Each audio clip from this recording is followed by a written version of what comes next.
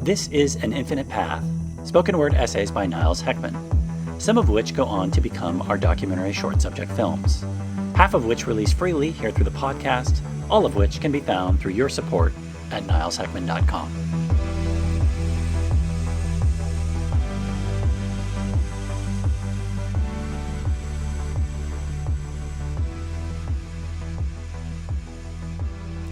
These essays usually start out on the page. The early days of reading them out were not as audio only, but were actually us monologuing into camera. This was good because it's nice to put a face to the voice, but that technique was eventually jettisoned for numerous reasons. Firstly, doing them on camera is much more difficult. We have a little teleprompter for talking into camera documentary work, but you still inevitably fumble a word here and there, and that requires editing, which is way easier to do with voice only. Otherwise, in order to cut with video and to be professional, you have to change camera position in order to make the edit work smoothly. So you don't have what's called a jump cut, where one can clearly see a jump over a single talking head on camera shot. Thus, you really need to shoot any talking head video pieces from at least 2 camera angles, or else have insert shots or cutaway shots to be able to have enough to edit with. Secondly, because it's good to absolutely not be subservient to anyone else's single video platform, such as YouTube, where your whole life is your YouTube channel inside their castle walls. As anyone who's reading or listening to this is in the know regarding, should you say anything too politically polarizing, fundamentally hateful, or unfortunately also truthfully paradigm-crushing, you might risk censorship within the newspeak rules allowed within their corporate castle. Thirdly, because audio files are more easily transferable and shareable over the long haul. For how many old Joseph Campbell lectures may you have listened to versus how many have you watched? One advantage of those on-camera days, though, is that we were a face on camera which said hello self at the beginning of these essays, because much like standing in front of a mirror, we were standing in front of a camera, talking into a lens, which if few others watched, that's great. As of 2020, our audio outputs tend to average around 1,000 to 5,000 listens, which seems like a lot of people, but mainly they are really just me talking to myself, in sort of an audio journal sense, and we would still find the time to do these spoken word essays if the watchership was solely just me, myself, and I. Now, this doesn't mean talking to yourself in the sense of a homeless crazy vagrant with diarrhea-filled pants rambling incoherently. Oftentimes, such behavior can be seen in the person with little to no inner monologue at best, or schizophrenia or psychosis at worst. So this is being mentioned not only from a one is sick perspective, but from a one is helping themselves perspective. This is also a mental health issue, not only from a socioeconomic or psychological perspective, but from a spiritual one. Everything you say to someone else, you are really saying to yourself. As well as everything you think about someone else, you are actually really thinking about an aspect of yourself. The universe will show us things based upon our life experience, and it will put you in situations, events, and circumstances to show you those things based on your own behavior.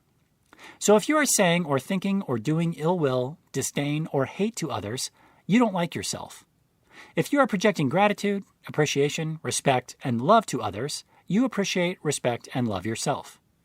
This is very commonly seen in extremely polarized political people who project extremely negative traits onto the opposite end of the political spectrum.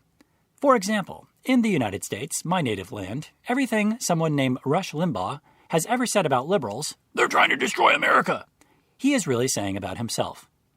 This is why a teaching from Buddha says, holding on to anger is like grasping a hot coal with the intent of throwing it at someone else, yet you are the one who gets burned. Even if statements based on what goes around comes around are not true, isn't this still a powerful exercise in straight up being kind to one another?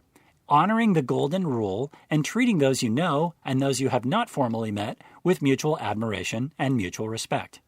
There's a difference between identifying problems and constructive criticism of a system versus someone specifically.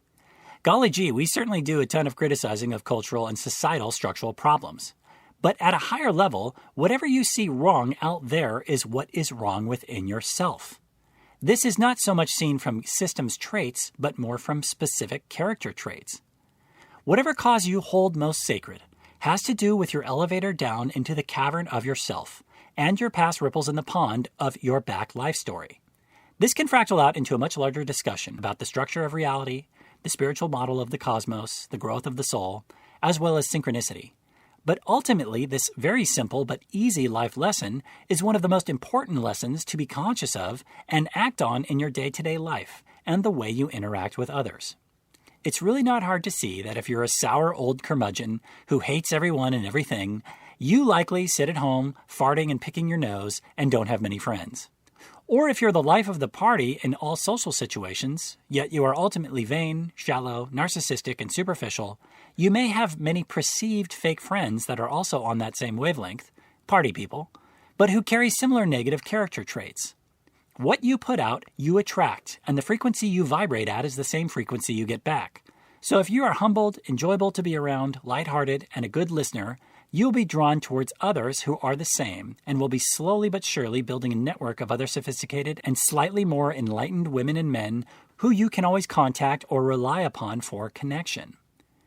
This simple concept can be a little bit of a rather deep one to really practically digest in modernity, but nothing we're saying here or in any other narration, script, or essay we write is really new, but more or less rehashed from the ancient material of cycles past, which also knew these noble truths. Hermetism, also called Hermeticism, is a spiritually philosophical, occulted, and esoteric tradition, which we talk about often and is said to be based around the writings attributed to Hermes Trismegistus. This will continue to be unpacked many, many more times in spoken word essays here, but one of the main principles said in numerous seminal Hermetic works, the Emerald Tablet, the Corpus Hermeticum, and we would even tack on the Kybalion to that one, which are all very, very, very, very, very worth your time, is the phrase, as above, so below, as within, so without. The Cliff Notes version of this is saying that the higher and the lower, as well as the exterior and the interior, are correlated. So much so that one could say that they are projections, or derivatives, or almost mirrors of one another.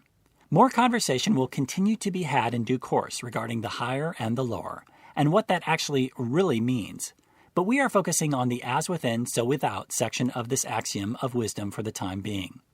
We've spoken of mirror, mirror before, which is essentially saying that until that reflection of you in the mirror wakes up or starts doing the work or begins living truthfully or begins walking the yellow brick road of a spiritual path or becomes somewhat actualized or ceases to be a robot or starts moving towards some level of excellence, the reflection of your inner and outer self is back to front and upside down, which is revealed in the realization that nearly everything handed to us from modern economic normality, which was built on the backs of slaves, mind you, is 180 degrees backwards. And esoteric teachings will be a mirror of that back to front.